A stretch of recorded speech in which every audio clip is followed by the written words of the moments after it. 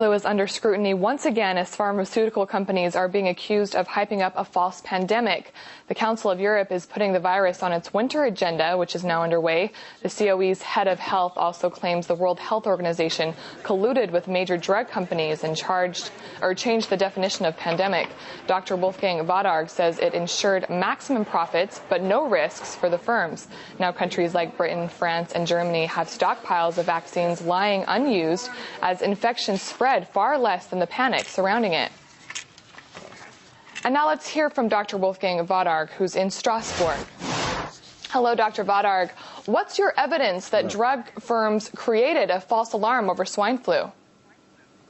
The WHO has installed a private-public partnership with the pharmaceutical companies some 8 years ago. They started, and it seems that the pharmaceutical industry is has very successfully influenced the work because they made a lot of profit with two false alarms of the WHO. First, it was the birds flu alarm, which never happened. Birds flu did not exist as a disease spread from one human being to the other. And the second now was the swine flu alarm, which was just a normal flu as we experience every year, even milder than most of the years. And nevertheless, they succeeded to make such a big marketing out of it, using scientifics who were at their hand and using our governments, impressing them that they made contracts with marketing commitments which cost us billions worldwide. Okay, now you implicate the World Health Organization in this, but even though swine flu hasn't spread as much as it was touted, it still fits the definition of pandemic. Is the WHO so wrong in this stance? Yes, the WHO had a definition of a pandemic, and a pandemic is something very special, which is big morbidity and a high mortality.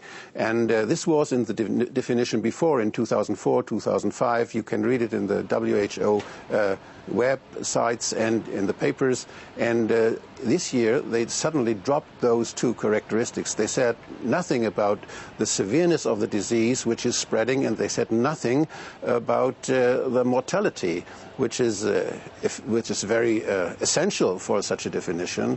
And as the WHO was at the trigger to give the alarm for all which was prepared before, the WHO is the institution which has the biggest responsibility in this case.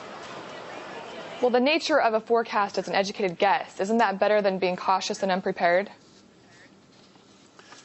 I didn't understand this question, pardon. Could you repeat it, please? Yes, I said the nature of a forecast is an educated guess. And is that better, in your opinion, than being cautious and unprepared? I think we have to see that the WHO is transparently working, and that the interest between the public interest on one side and the economic interest are that they are separated.